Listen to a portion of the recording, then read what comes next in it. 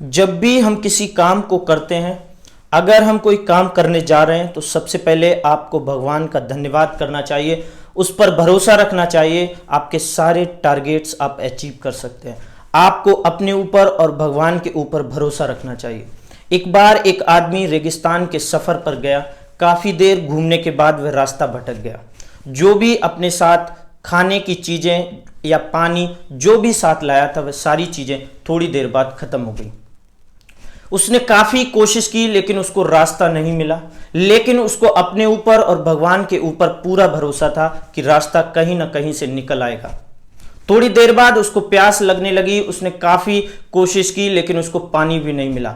थोड़ी दूर जैसे ही चला, उसको एक झोपड़ी दिखाई दी। जैसे ही उस झोपड़ी में गया, झोपड़ी खाली थी। ऐसा लग रहा था बरसों से कोई नहीं रह रहा। वह उस झोपड़ी को देखकर निराश हुआ। जैसे ही वह बाहर की तरफ बढ़ा, देखा उसने एक झोपड़ी में एक हैंडपंप लगा हुआ है। वह उस हैंडपंप को देखकर खुश हुआ। जैसे ही उसने चलाने की कोशिश की, उसमें पानी नहीं था।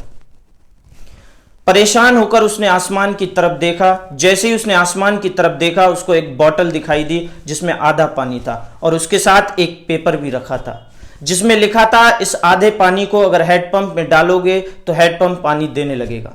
वह असमंजस में था कि अगर मैंने इस पानी को हैंडपंप में डाल दिया तो क्या पता हैंडपंप पानी देना ना शुरू करे और मैं भी प्यासा रह जाऊं। थोड़ी देर सोचा उसने और उस पानी को हैंडपंप में डाल दिया। थोड़ी देर बाद हैंडपंप पानी देने लगा।